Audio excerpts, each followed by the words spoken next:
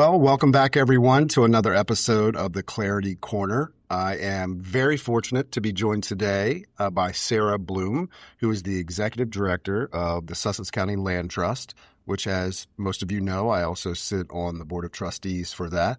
So thank you for coming today. Thank you so much for having me, Hal. As many of you know as well, the Land Trust is something that I am very passionate about in Sussex County, Delaware. I think I'm coming up on 2 years, or maybe just past 2 years on the board. Yes. But I often get the question, what is the Sussex County Land Trust? I'm sure you get that question a lot too. We sure do. And it's, we are a county-wide nonprofit that is tasked with safeguarding that make the places in Sussex County special, with safeguarding them. And so we work kind of as a de facto parks and rec system for the county. They don't have a division at the county. And so we're a big partner with them that they will potentially acquire land, large tracts of land, acres and acres of land, and then we'll do an MOU with us to turn it into a place that people want to visit, trying to create a better place of life, for the residents and visitors of the county. And sometimes I say that turning a farm field or park management is unsexy because you have to turn a farm field into a place that people want to go. Right. And that involves everything from a parking lot to stormwater to a bathroom. And then, of course, the trail systems. We do all passive recreation, so nothing like we will have a playground on one of our parks with a partnership with another nonprofit, but we try to stay away from the really, like the basketball courts and the tennis courts. We don't really get into all that, but just the passive trails, bird watching, some bike trails. So just a way to get out into nature throughout the county. Awesome. And we have a ton of cool projects that are starting to develop, which we'll get into today. What attracted me to the Land Trust was really how it fits in the whole dynamic of how Sussex County has been rapidly changing. If you've driven through there in the last 20 years, you've seen traffic steadily increase. Yes. And while sometimes we look at growth and development and say, oh man, more traffic, but it's because our place where we live is so attractive for everyone. We get a lot of retirees, and sometimes builders will get a bad rap. Oh my gosh, they're building. You could take every builder out of Sussex County right now. They'll be replaced next week because the demand is so large. Absolutely. So while, we have some traffic and things, that a good partnership between development, responsible development, and land preservation can exist. And that's what attracted me to the Land Trust when we first met you guys. And I'll get into that story a little bit later too. But tell us a little bit about the history of the Land Trust. So this year is our quarter century. We're celebrating 25 years this year. It was started with volunteers, a volunteer board back in 2001, and they had a contracted part-time executive director. And then kind of in the mid-2000s, it kind of took a little bit of a hiatus. And but I believe in that time, they did acquire at least 2 parcels, maybe 3 parcels of land, both on the east and the west side of the county. And then in 2016, the board called up Mark Chura and asked him to come on as a part-time contracted executive director. And through his tenure, we actually brought in several more properties, including Hudson Park on Route 9. That's where I mentioned we'll have a playground in the future with the Sussex County Rotarians. We have Hopkins Preserve just up the street. That's going to be a wetland recreation and passive parks. Again, these two are right off the Georgetown Lewis Trail, also the bike trail. And so trying to create this connected network of parks that, you can ride the trail and you can get off and you can explore a different scenery. We also got Forest of the Broadkill in that time. That's in Milton. The Nanticoke Crossing Park, that's out near the Woodland Ferry in Seaford. So a lot of different properties were acquired after Mark came on. And then in 2023, the board started looking for a full-time executive director because that's just where the organization was going. You can only, have a effective nonprofit for so long with volunteers and part-time staff. And it was growing and needed a full-time employee. And so I started very honored and selected to be the first full-time employee, started in January of 2025. And in that time, just in the last year and a half, we, with the board, have put together a 3-year strategic plan that is going into effect today, July 1st, with our new fiscal year. We have acquired an additional 88 acres just outside the city of Lewis, the Arna Grania property, again on the Georgetown-Lewis Trail. It was a 7-year project, a big acquisition for the trust, very transformative for the history of the trust. And we've also hired our second full-time employee in that time. And so Mark has now transitioned out, fully retired, and Eric Williams is our new stewardship manager to really take us to the next level of turning these properties into places people want to visit. Yeah, it's an exciting time to be part of the Land Trust right now. When I came on, it was just before you were hired, and that position was, hey, we've got to get this position. And you're right, it's a board of volunteers. And it fortunately had grown to the point where it was almost, we couldn't move forward, especially with the project management of these properties. And Arna Grande is, we'll talk about that as well, special to me in where I came in. Tell us a little bit about how much the Land Trust manages or stewards in Sussex County. So we have just over 1,300 acres that we either own in fee or have a management agreement or a conservation easement. So a conservation easement is probably the most hands-off when it comes to the stewardship of it. We have conservation easements at the peninsula as well as Bayside Americana, and they are surrounding those two developments. They're protecting the trees and the wetlands and that form of environment. And so we just monitor and make sure that nothing is happening in those conservation easements that shouldn't be. Then we have, as I mentioned, this partnership with the county. And so the county has 4 or 5 properties that they own in fee, and we have this management agreement with them to turn it into a public access park.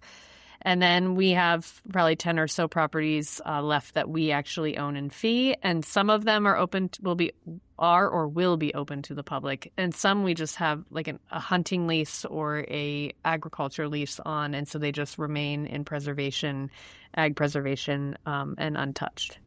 Oh, that's a lot. It is. Again, I go back to, I tell you this often, I don't know how we did it without you.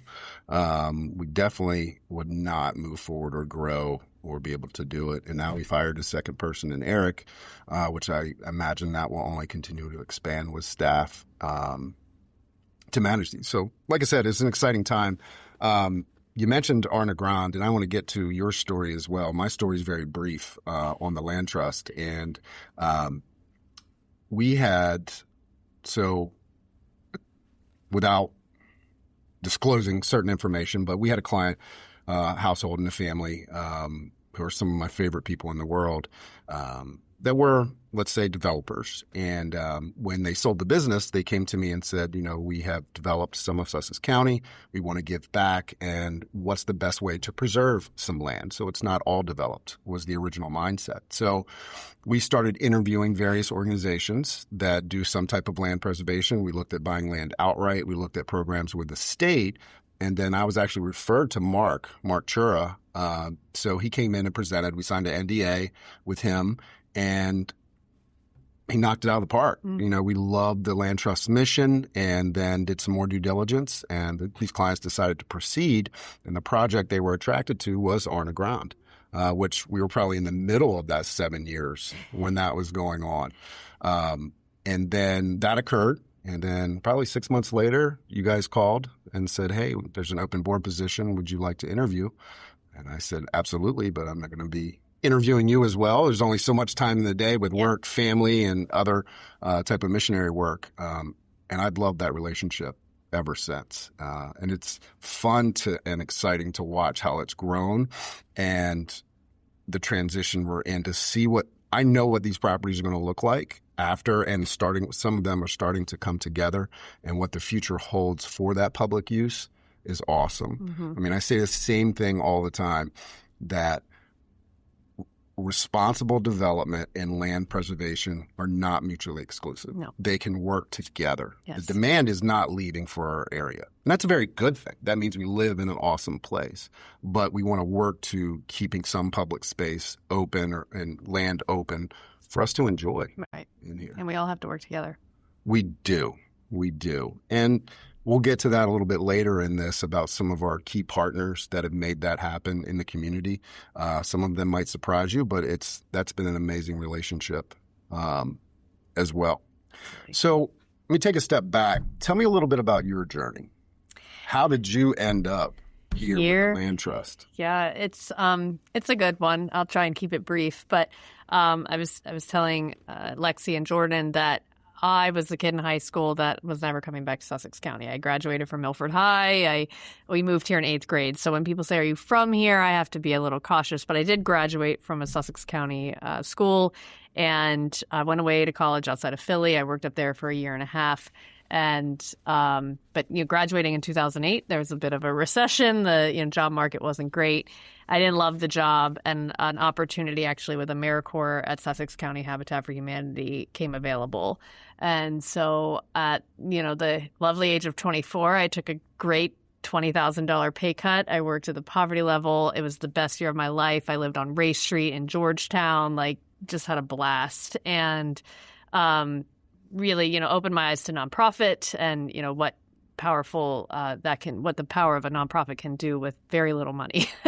And so then I had an opportunity to work at Growmark FS in the agriculture industry, that they're headquartered in Milford. I did marketing, event planning for them, corporate planning, and worked there for about 7 years. And in that time, I really became ingrained in the city of Milford. I was on the planning commission for 4.5 years.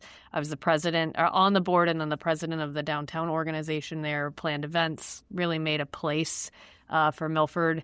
And then I, in the time, got my master's. I wrote my thesis on the Delaware craft beer industry. Thought I really wanted to go into brewery marketing in a particular brewery who we now have a great relationship with, but they weren't calling and weren't answering my call.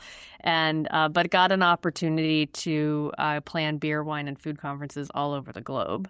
I didn't know that part. Yeah, that's awesome. And it was really an amazing job. I got to work from home. Before working from home was like what everyone did. Traveled, went to Australia, Asheville, Walla Walla, Washington, did all these different wine, beer, and food conferences.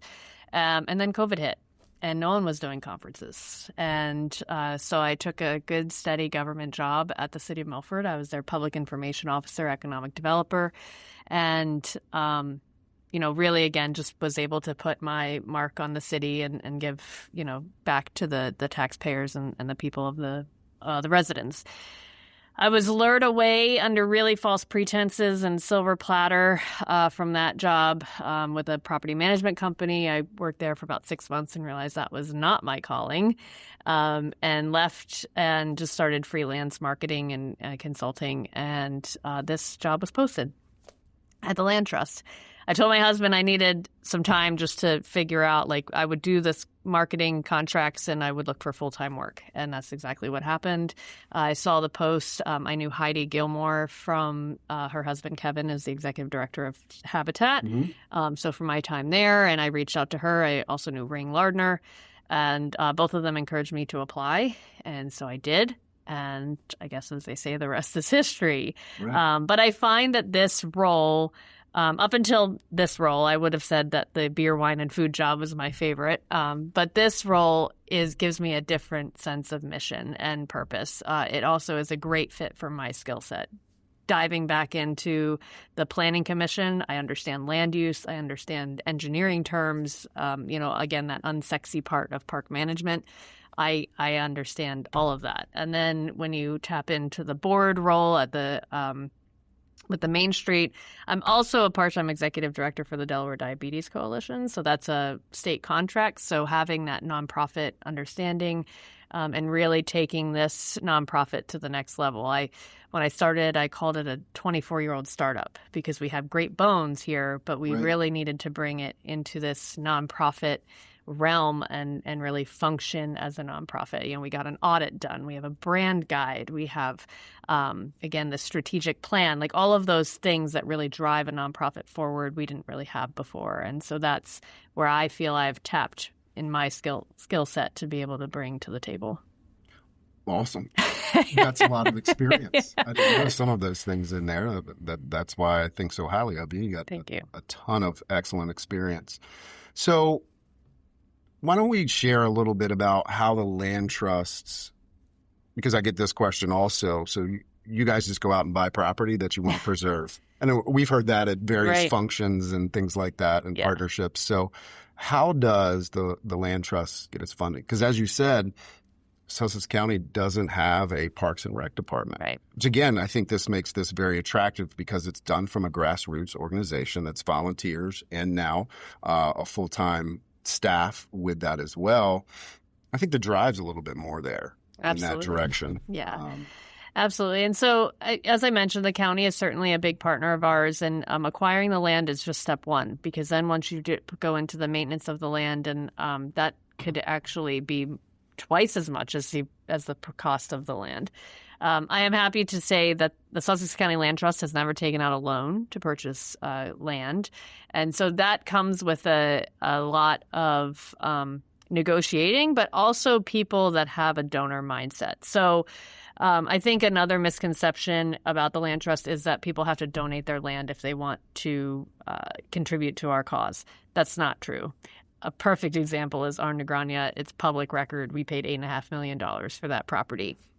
The landowner certainly could have made at least double, if not triple that, if they had sold it to a developer. But the landowner had a mindset that she wanted it to be preserved as she remembers it when she was a child. That takes courage. It also takes a legacy, and she wanted to have that. And so but we still, as a nonprofit, had to come up with $8.5 million. And so, yes, a lot of different partnerships. For that one in particular, your client was instrumental in actually starting the fundraising efforts for that. They made an initial contribution, and that kind of steamrolled into more private donors, as well as then the county said they would contribute to it. The state office or Open Space Council contributed to it. We got a Longwood grant that, they wanted to be the last ones to the table, as everyone does.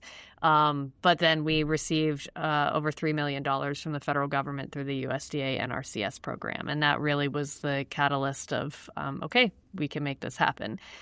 But now that we have this property, again, you acquire it at a certain price, the actual implementation of a master plan or maintenance of the property could be that price or double that price. And so we really look to community partners to help us out. We have lots of private donors.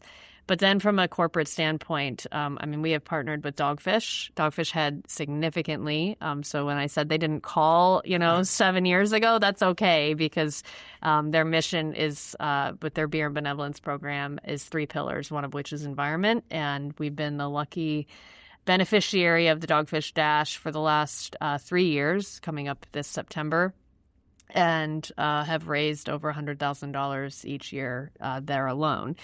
That's going to help us buy a bathroom at Hudson Park and provide amenities in these parks. Another huge supporter of us that I think you referenced earlier that might be surprising to people is actually Shell Brothers. For every lot that they sold in Sussex County from 2022 to 24, so over 3 years, they donated out of their proceeds $1,000 to the land trust. That totaled over $1.5 million in donation to preserve land. So again, smart growth has to go with smart preservation. And I bet that will surprise a lot of people. They've been an incredible partner. And as I said before, you could get rid of every development company or developer today, and tomorrow those shoes would be filled with new ones because of the demand. And will those new shoes be as giving? Probably not. Right. So they've been a great partner in that, especially in the early days, and consistent through that time.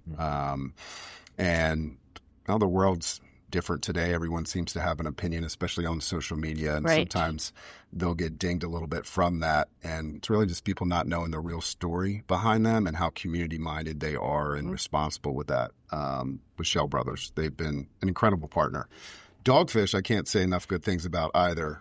They are very community-minded. Every event we go with them or do with them, they're huge proponents of open space, the community, getting people outdoors. So that partnership has been tremendous. I always love going to those events. So Yes. they're a lot of fun. They're always fun. They are. And not just because there's beer involved. They're Right. just fun people. They are. And They are. really supportive of trails and networks and open space and getting people outdoors. I think what's on the in wall, Mother Nature, let's do this. Like it's part of their DNA. We definitely also want to talk about the Freeman Company or Freeman Foundation. Both have been very instrumental. Michelle has been very supportive of the Land Trust since the beginning.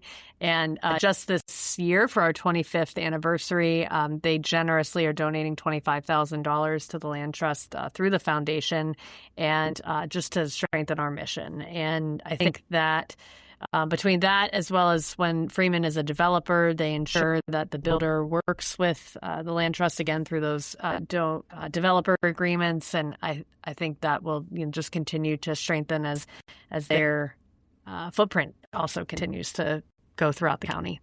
Those are great partners that we have. Any others out there that have been instrumental? So part of the strategic plan that the board has put together for the Land Trust is trying to diversify our funding sources. And so we have other developers and builders that have been supportive. DRB and I believe it was Sequoia Development. They worked on Chase Oaks in just outside of, I think it's the Lewis address along Robinsonville Road. So the way that partnership worked was they had 32 acres of open space on one side of the road and their development on the other side of the road. And so they donated the 32 acres to the Land Trust. And our mission now is to turn it into trails and open space, not just for the developments and residents of those neighborhoods, but for everybody. And out of that partnership came a per lot donation from DRB, the builder inside Chase Oaks. And these can look various ways. As I said, Shell would take it off their bottom line, but some developers will choose to partner with us as a portion of their bottom line will come, and then a portion from the homeowner will come. And I think that's kind of a nice way that as people do move to Sussex County and come here, they move here for various reasons, and it certainly is one of the biggest, I think, is taxes. And so if with less tax, you're going to have less amenities and less resources available to you. So this is your one way to be able to give back when you come knock on the door and settle your roots in Sussex County. You can also have a contribution to the park system that you will hopefully enjoy in time. So we have partnerships with them, definitely looking for more developers to do similar partnerships. I think a new one that we've also just recently started exploring is solar fields. We have a lot of solar companies that are coming here, and everyone could certainly say, well, just set up on a field that doesn't have trees, right? And but we always have to have a willing seller. That's the same with us. We have people that come. I had a woman at our annual meeting. I reached out to you and I want you to buy this piece of property. And that developer, whoever owns that piece of property, has to be a willing seller. I think that's a huge misconception because Yes. I've had a few people at meetings or events say, hey, I have this property next to where we live. You should go buy it. Yeah. It does take a willing and giving type of Yes. landowner to want to do that. Yeah. And, as everyone knows, social media is if you ever want to depress yourself, go look on the comments on social media. I remember when Arna Grant closed and the WBOC article came out, your interview, all of that. And I'm like, this has to be a positive comment section. And everybody wants a responsible partnership between development and land preservation. And we get it. And then I remember seeing some comments of, why'd you wait till the last piece of land? Well, we need it's not an unlimited money supply. No. Of that. And I love the expression, only the people not rowing have time to rock the boat. But, they probably have a lot going on. That's why they made that comment. Or, well, they're going to get it and sell it back. No, that's not our mission. No. So if you look at the stage we're in and what you just described, we have willing partners that are developers that are contributing to this. This is literally what you're complaining about online. This is what we want. Not just the complaints, obviously, but we want those willing partners who will responsibly build and partner with us, with Parks and Rec and preserving, and create this amazing community, continue this amazing community. And then also willing and able and legacy type landowners that want to do that. These are all amazing things. Absolutely. So that's really on the developer side, the other partners. What about from the community that says, hey, I don't have a bunch of land. I don't have millions of dollars to give. How can I partner with the land trust to be a willing and able participant to preserve this community? So that's where Eric, our new stewardship manager, comes into play. Part of his role will be to stand up a volunteer program. And so we, trail maintenance is certainly, I think, what most people think of when how can they help. But there are certainly other ways. We have some properties that have invasive weed problems. And so the only way to get rid of them is to either spray or to pull them by hand. That's going to take a lot of volunteers. And so his task is to kind of formalize what the test will be and then a process of having volunteer days. Whether, going back to my Habitat days, they had a very, amazing, like every Wednesday and every Saturday they had volunteers coming, and they would call them the regulars, right? And so if we could get to that point, I think we would blow this thing out of the water. Our parks would open, and the trails would be maintained. But until then, we do have vendor partners that work with us to help. But it's really to go back to that volunteer question, though. Like, we have an event tomorrow night at the Rock in the Docks and a drone show, and so I put out a call for volunteers to help sell raffle tickets and man our booth. So there are a little less invasive and sweaty ways to get. Well, I shouldn't say that. Tomorrow might be pretty sweaty. Yeah, it's going to be hot. Yeah, but there are ways to get involved. And so until that volunteer button shows up on our website, if you are interested, they could certainly just email us at contact@sclandtrust.org. And then they can certainly partner financially. Oh, for yes. Whatever they feel, hey, I'd love to give this amount monthly to see this continue and expand. And that dollar amount really doesn't matter. No. We're after community involvement and buy-in on, and I think everyone pretty much wants the same thing with that and what's going on with the trust. So we'll link the website to the Land Trust on the podcast. We do have page. a donate button. You have a donate button. Awesome. And all of our projects and land and properties are on the website. Yes. It's an amazing website because you can go in and tour the property. There's information about what's coming. Mm-hmm. Out of all those properties, if you had to pick one, what would be your favorite? If Eric was sitting here, he would say Nanticoke Crossing, and he's only been on the job a month. What is it about Nanticoke Crossing? Well, it's on the water, first and foremost. I mean, the Nanticoke River it's just a beautiful setting. That property we have plans for a disc golf course there, trails. It does have a parking lot, but a picnic area, observation deck. So just being able to go and no one thinks of going out west to Seaford to hang out for the day. And so you could take the Woodland Ferry. Like, you could make a little, adventure out of it. So it's beautiful. But I think for me, my favorite is probably Forest of the Broadkill in Milton. It's our largest, sitting at 293 acres. But it's a forest. It's just a forest. And it's so... We just recently built a home in a wooded community, and that's like so foreign to people in Sussex County because we just have so many farm fields. Right. And so to be able to go and, in the spring and summer when the leaves are out, you can't hear the traffic. You're also getting inundated with ticks, which is really not the cool part. But right. But it's beautiful. There's also this little creek that runs through there. It was a timber farm, so there are trees planted in rows, and that's not supernatural. But just to be in nature and really have the opportunity to explore. And I mean, there is even some like grade changes, and which is again foreign to Sussex County. Yeah, we're pretty flat. Yes. Yeah, unless you're on the golf course and the bunkers is probably the only hills or sand dunes at the beach. Correct. So it was, we, for the last few years have done a benevolence day with Dogfish out there and, cutting trails and cutting back trees. We had some serious storm damage after this past winter. And so when we got in there in April, clearing the trail again, using chainsaws, it creates a fun day, but you also just kind of forget that you're surrounded by tourists or residential communities. It's just really secluded. Awesome. I would say I have a tie.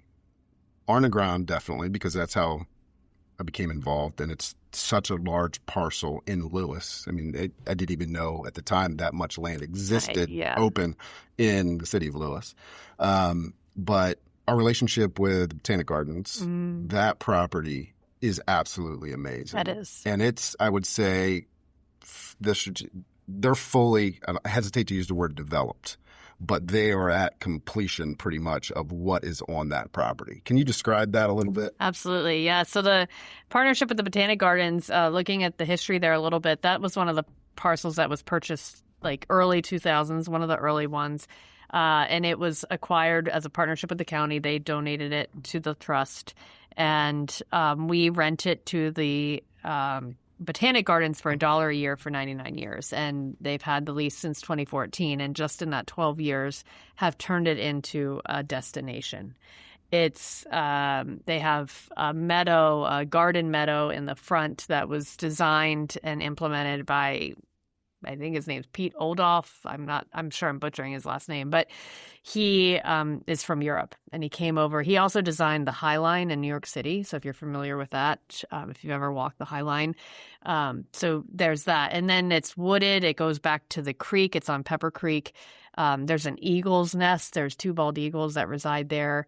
I took my daughter a few weeks ago. They have a not treasure hunt, a scavenger hunt throughout the woods. They have these different amazing creatures that one of their staff makes from nature. Leaves, sticks, all of these things. We saw a wizard, we saw a mermaid, we saw a spider's nest, we saw all these different things that you can go explore.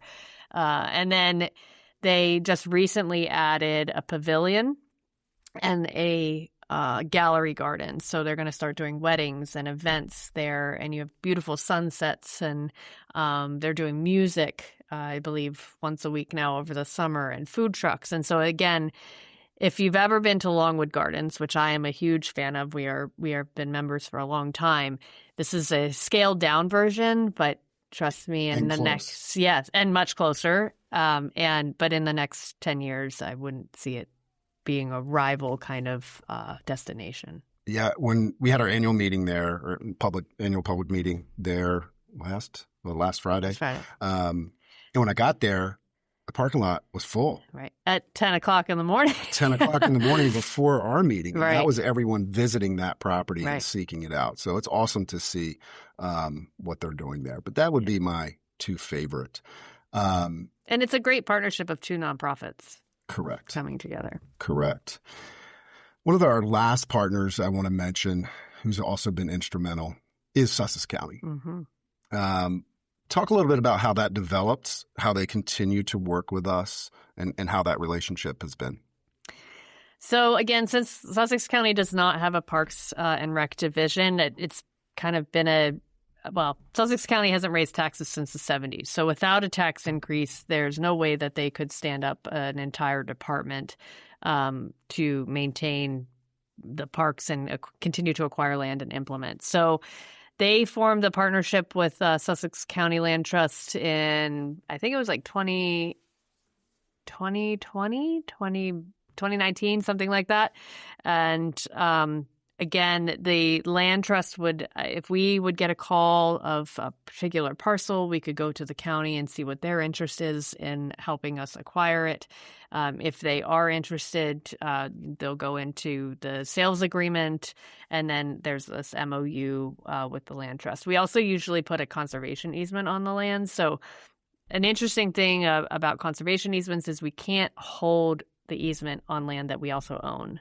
So the Arnagrania property was a good example of that. With the USDA money that we received, we had to put a conservation easement on that property to continue the agriculture basis.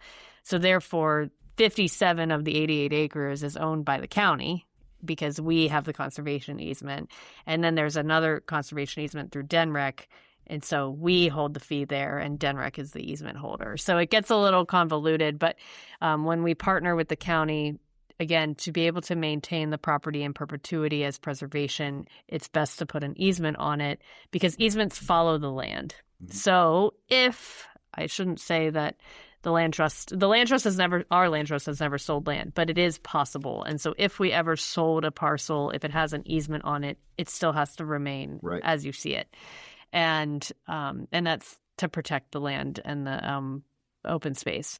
So partnering with the county has been instrumental in adding acreage and just moving the mission of the land trust forward.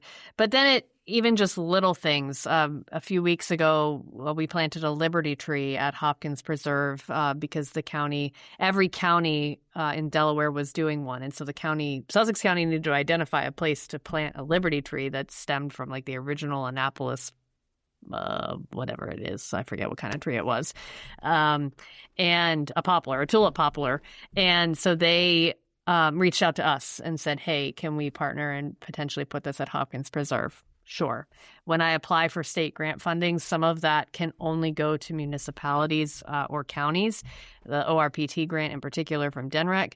I have to have a public sponsor. And so I can partner with the county to be my sponsor, and then we can use that funding to put in bathrooms, to put in entrances, to put in parking lots, to put in observation decks. And so it creates a nice way that, the county has a nonprofit partner and the nonprofit has a public partner. And that should clear up some misconception, too, that's out there that you hear a lot, all the county does is approve developments. That's not true. That is not true at all. And they have been involved in this for a while, behind the scenes, and a huge partner for land preservation. Absolutely. And something I forgot to mention, too, is part of our bylaws and the county charter is that 2 members of county council sit on our board. So there will always be that representation, that we can take our concerns to a member of the county and they can take it back, and vice versa.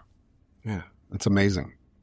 So if you're out there and didn't know this about the partners, this is great information to show that it is active participation by all that's going out there. So, Sarah, let me ask you this question. If you were to look out 10 years and from now, and someone's coming to visit Sussex County and they happen to run into one of our properties, what would you want them to experience on that? Hopefully it's good weather. But nature. And, the ability, again, if they're riding on the Georgetown Lewis Trail and they just stumble on Hopkins Preserve, that they could take the opportunity to get off the trail and whether they park their bike or walk their bike around, and there should be a constructed wetland there hopefully by then, and again, the bathrooms, but just to be able to see native plants and butterflies, birds, bringing some of that habitat back that has been displaced because of development, I think will be a huge just a beautiful sight to see. Where our office is on Wolf Neck Road, it's behind the Wawa in Lewis, and or in Rehoboth. They're off right near 24. And you drive back Wolf Neck Road, and you totally, again, you forget that you are in the middle of this tourist capital. It's so quiet. We see wild turkeys. We see deer walking through our yard. But it's also a trailhead to the Georgetown Lewis Trail or the Breakwater Trail. And so you can get into Rehoboth from there or go to Lewis. And sometimes times in season, it's quicker to take your bike than it is to Yes. drive.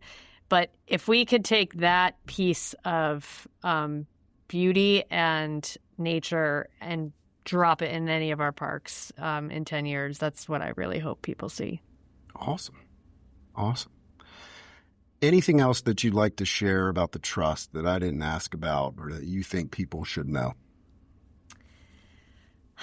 I mean, we really hit on the big misconceptions. I think, the last thing is just really pay attention to us. Again, we're doing 25 years this year, and so we've highlighted that by doing some events. We had an Easter egg hunt at the Wolf House back in March. We're doing a drone show in partnership with Rock in the Docks and the how fireworks. many drones are those? There will be 200 drones and amid fireworks and a sold-out concert over the Lewis waterfront. And so we're really excited about that happening tomorrow night. And then in September, we have the Dogfish Dash, which race registration is open. That is also a misconception that race registration sells out instantaneously because it used to. That's not true anymore. So if you are in the area, they have a walk. If you don't run, you could certainly sign up to walk. We also will be taking volunteers for that event. And then in the fall, we're really hoping to do we're calling it an open strings, open space, so a bluegrass concert. We want to utilize one of our parks. So we're looking at Hudson Park for that. And again, just an opportunity to bring the community out to see what we're doing and actually step foot on our property. So there are cool events coming, but we're going to need help beyond just events. And so just pay attention to what we're doing and figure out how you can get involved. Awesome. Like I said, we'll list the website for more information on the episode description. In the bottom will be a link, and we'll list your information on there. So thank you so much for coming in today and talking about the Land Trust. People hear me talk about it all the time in the office and very passionate about it. I love where we live, and I want to see that way of life continue down here. And kind of the double-edged sword is it's so great. Everybody wants to move, and we want to make it the accommodations for everyone to be able to do that. So it's been a pleasure serving on the Land Trust, and like I always told you, a huge asset to this organization. We have grown by leaps and bounds. And we'll continue to do that since you've came on board. So I'm looking forward to the future. And then everyone that put in the work before I was there volunteering on that board, I could list a zillion names who got this started. And all of their hard work and dedication that you'll never hear about. Right. None of this would be possible without them. No. So thank you to you. Thank you to our partners. And if you have any questions, feel free to contact me. I put you in touch with Sara and link you with that organization or our organization. And if you have any questions at all or want to partner or volunteer. I thought of something else. Go ahead.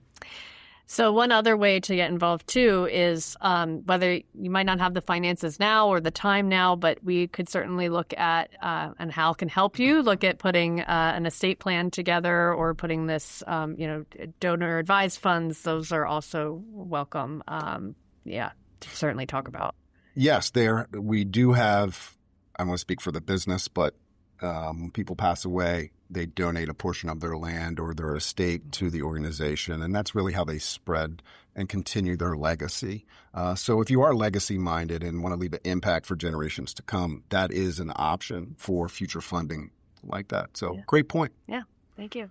All right. Thank you, everyone, for joining us today on the Clarity Corner. And we'll see you soon.